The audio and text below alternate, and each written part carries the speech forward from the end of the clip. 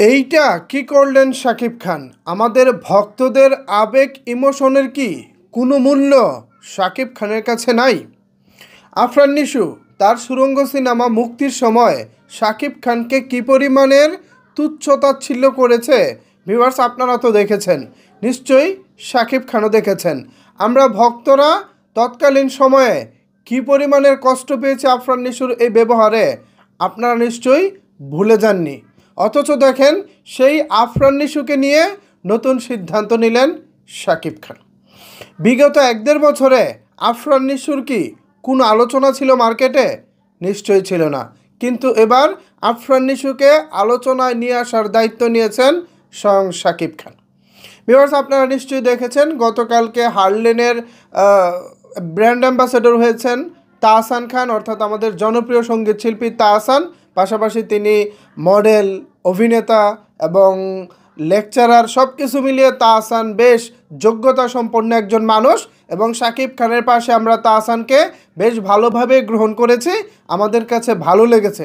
এখন চিন্তা করে দেখেন তো, সেই শাকিব খানের পাশে যদি আপনি আফরান নিশুকে দেখেন, তখন আপনার কেমন লাগবে? আপনার অনুভূতিটা কেমন হবে? একটু কমেন্ট করে জানান তো। আমার অনুভূতিটা হবে জাস্ট জঘন্য। আফরান নিশুর মতো একজন মানুষ, তার ফ্যান ফলোয়ারের কাছে সে অনেকটা কি বলে, পৃথিবীর সেরা হতে পারে, অনেক ভালো লাগার মানুষ হতে পারে, আমি সেই জায়গাটাকে সম্মান করি। কিন্তু এজ এ সাকিবিয়ান হিসেবে, শাকিব খানের একজন ভক্ত হিসেবে আফরান নিশু সুরঙ্গ সিনেমা মুক্তির সময় যা যা করেছে, তারপর স্বপ্নেও ভাবতে পারি না যে তাকে শাকিব খানের পাশে দেখব বা শাকিব খানের কোনো প্রোগ্রামে আফরান নিশুকে দেখব। আমরা না ভাবলেও, আমাদের কাছে খারাপ লাগলেও ঠিক সেই বিষয়টাই ঘটতে চলেছে।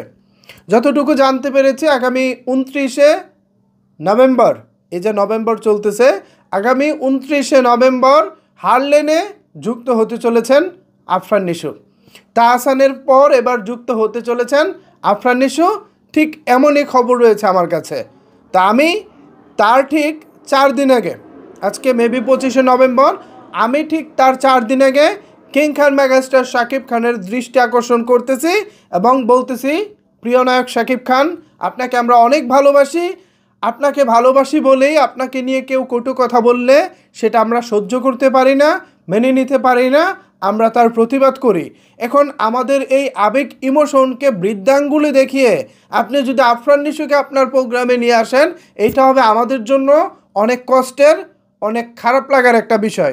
আপনার কাছে আমি করজোরে অনুরোধ করতেছি, প্লিজ দয়া করে আফরান নিশুকে আপনার কোনো কোম্পানিতে ব্র্যান্ড অ্যাম্বাসেডর হিসেবে যুক্ত করবেন না। আপনার কোম্পানির প্রচারের জন্য আপনি একাই যথেষ্ট, শাকিব খান নামটাই যথেষ্ট হার্লেনকে সারা পৃথিবীব্যাপী পরিচয় করিয়ে দেওয়ার জন্য। এর জন্য আমাদের আফরান নিশুকে দরকার নাই, অমুক তমুককে কোনোভাবেই দরকার নাই। প্লিজ কারো পড়তি ক্যারিয়ার কিংবা বেয়াদব টাইপের একজন মানুষকে লাইমলাইটে নিয়ে আসবেন না, আর আমাদেরকে এভাবে কষ্ট দিবেন না। আমি চাই আফরান নিশু যদি আপনার এই তালিকায় থাকে, প্লিজ তাকে আপনি বাদ দিন, এর বিপরীতে অন্য কাউকে নিয়ে আসুন, আমাদের কোনো আপত্তি নাই। প্রয়োজনে জায়েদ খানকে নিয়ে আসুন, অনেকের হাসি আসতে পারে, বাট তাও আমার বা আমাদের কোনো আপত্তি নেই। কিন্তু প্লিজ দয়া করে আফরান নিশুকে আপনার হার্লেনে আমরা দেখতে চাই না, আপনার কোনো প্রোগ্রামে আমরা আফরান নিশুকে দেখতে চাই না। এটা আমার মতামত সাকিবিয়ানরা, আমি জানি না আপনারা কি মতামত দিবেন, আমি আপনাদের মতামত শুনতে চাই, জানতে চাই। আর এর জন্য আপনাদের যেটা করতে হবে, নিচের কমেন্টস বক্সে কমেন্ট করতে হবে।